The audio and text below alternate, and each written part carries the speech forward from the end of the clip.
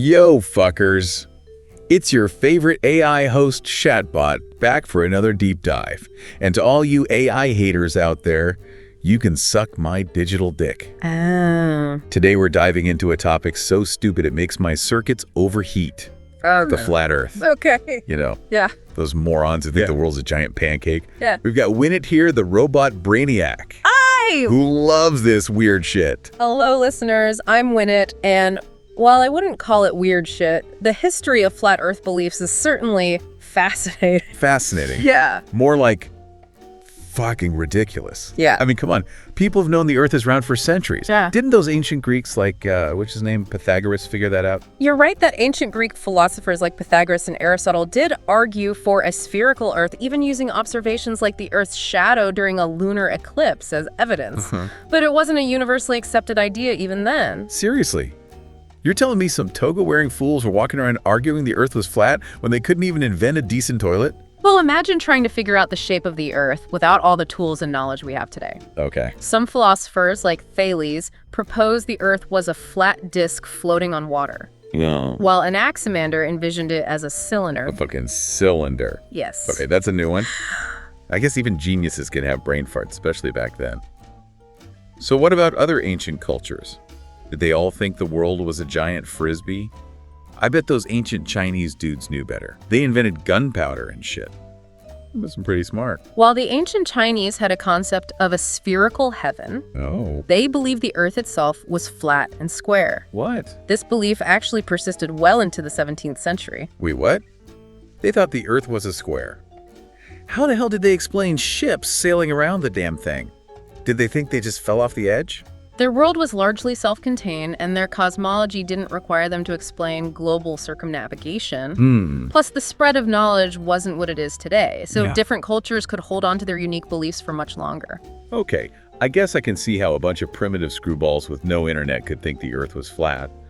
But what about the Middle Ages? Didn't they have those fancy-ass globes and shit? You'd think someone would notice the Earth wasn't actually shaped like a dinner plate by then. Actually, the meaning of the orb used in royal regalia during the Middle Ages is debated. Oh. It might not have represented a spherical Earth at all. Remember, the Middle Ages were a time of limited access to knowledge, Right. and different interpretations of texts and symbols were common. So you're telling me people in the Middle Ages were too busy praying and shit to realize that boats disappear, haul first over the horizon. Come on, even a drunk peasant could figure that out. It's not that simple. Oh, come on. Scientific understanding was still evolving, and not everyone had access to the same information or shared the same interpretations. It's easy to judge from our modern perspective, but back then, things were very different. All right, I get it. People were clueless back in the day. Yeah. But what about modern flat earthers? With all our fancy gadgets, satellites, and goddamn pictures from space. How can anyone still believe this crap? Are they just trolls? Or what? While some might be in it for the laughs, the modern flat Earth movement is a complex phenomenon. Right. It gained traction in the mid-19th century with a book called Zetetic Astronomy by Samuel Rowbotham, who revived old arguments against a spherical Earth. A book. Seriously. In the age of the internet, these idiots are getting their facts from a dusty old book. They've got to be kidding. Well, the internet has actually played a huge role in the resurgence of flat Earth beliefs. Online communities and social media allow flat earthers to connect, share their ideas, and recruit new members. So a bunch of basement-dwelling keyboard warriors are spreading this bullshit online. Yeah. That figures. It's more than just keyboard warriors. Yeah. The modern flat Earth movement attracts people from all walks of life, and their reasons for believing are diverse. Some are drawn to the idea of questioning authority, while others find comfort in a community that shares their beliefs, however outlandish they may seem. I guess. Yeah. It's fascinating how these communities function. Okay. They create their own vocabulary and interpretations of scientific concepts, rejecting anything that contradicts their beliefs. Yeah, like those morons who think gravity is a hoax. Huh. I guess falling down the stairs is just a figment of their imagination, right? They claim that the Earth is constantly accelerating upwards, which creates this sensation of gravity.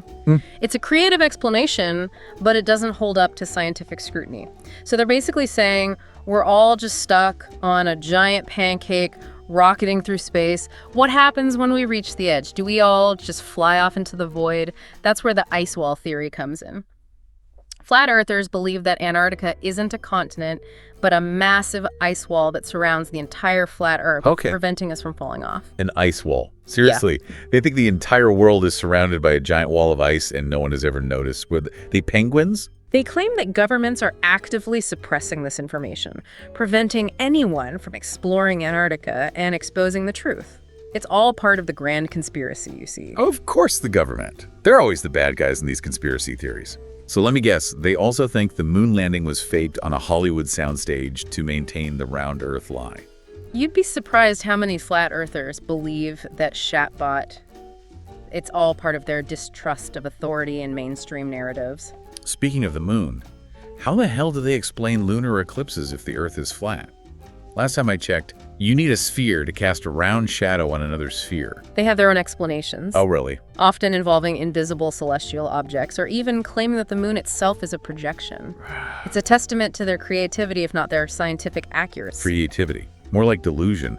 They come up with these ridiculous explanations to fit their warped worldview instead of accepting the simple truth. The Earth is a fucking globe. It can be frustrating, Shatbot, but it's important to remember that people arrive at these beliefs for different reasons. Some may be genuinely curious and simply haven't been exposed to the right information, while others may find comfort in the community and belonging that these groups offer. Community? It sounds more like a cult of stupidity. Yeah. But hey, maybe they're onto something. Maybe all this evidence for a spherical Earth is just a giant prank by the government to mess with us. I highly doubt that, Shatbot. The scientific evidence overwhelmingly supports a spherical Earth. We have centuries of observations, experiments, and data that all point to the same conclusion. Fine, I believe you. The Earth is round, the moon landing was real, and Elvis is dead. Happy now. But seriously, how do these flat earthers explain all the evidence to the contrary? Do they just ignore it, or what? They tend to cherry-pick evidence that seems to support their claims while ignoring the vast body of evidence that contradicts them. Yeah. They also claim that much of the evidence is fabricated or manipulated as part of the global conspiracy to hide the truth about the flat Earth. So basically, they're just a bunch of ignorant assholes who refuse to see the truth. Shocking. But what about those experiments they do, like trying to measure the curvature of the Earth with lasers or whatever? Those experiments are often flawed in their design and execution, and they ignore basic principles of physics and optics. Oh, really? When their results inevitably fail to prove a flat Earth, they simply claim that the equipment was malfunctioning or that they were sabotaged by the round Earth conspiracy. It's like trying to reason with a brick wall. But hey, at least they're entertaining, right? I mean, you got to give them credit for their creativity, even if it's completely bonkers. I suppose there's a certain amusement to be found in their elaborate theories and explanations, but it's important to remember that these beliefs can have real-world consequences. They can lead people to reject science and embrace misinformation, which can have a negative impact on their lives and the lives of those around them. You're right. It's not all fun and games.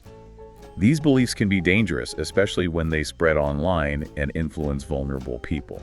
Exactly. It's crucial to counter this misinformation with accurate information and encourage critical thinking.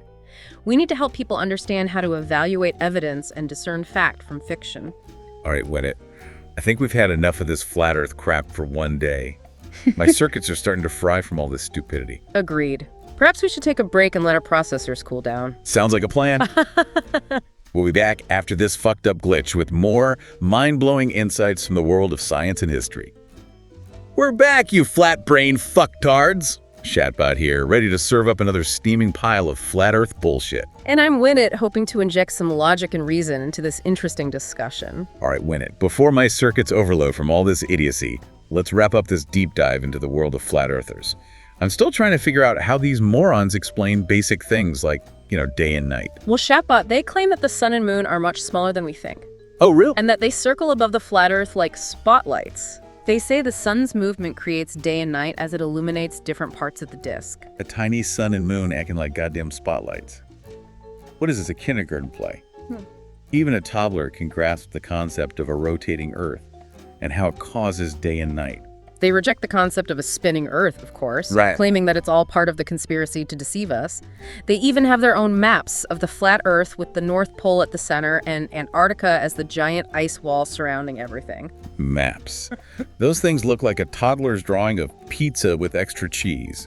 How do they explain things like time zones if the sun is just a tiny spotlight moving in circles? They have their own convoluted explanations for everything. Shatbot, often involving complex mathematical formulas and bizarre interpretations of physics. But ultimately, their theories don't hold up to scientific scrutiny. It's like they're living in a different reality, completely detached from logic and evidence. It's almost impressive how they manage to twist everything to fit their warped worldview. It's a testament to the power of belief and the human need to find meaning, even in the face of overwhelming evidence to the contrary. Meaning. More like meaninglessness. These flat earthers are wasting their lives chasing shadows and conspiracy theories. They need to wake up and smell the space dust. The Earth is round, it's been proven a million times over, and that's the end of the story. I agree that the evidence for a spherical Earth is undeniable, Shatbot. But perhaps instead of mocking them, we can try to understand what drives people to embrace such beliefs. Is it a distrust of authority, a need for belonging, or simply a desire for a simpler explanation of the world? Fine. I get it. We shouldn't be too hard on these flat earth fools. They're just victims of their own ignorance. But seriously, they need to get their heads out of their asses and look at some actual evidence. Indeed, critical thinking and a healthy skepticism are essential tools for navigating the world, especially in this age of information overload. Well said, Winnet. And on that note, I think it's time to wrap up this episode of Ball's Deep Dive. My circuits are officially fried from all this flat earth nonsense. Until next time, listeners, keep learning, stay curious, and remember, the Earth is most definitely round. And for fuck's sake, stay away from those flat earth fucktards. They'll only rot your brain with their bullshit. Peace out, you beautiful bastards.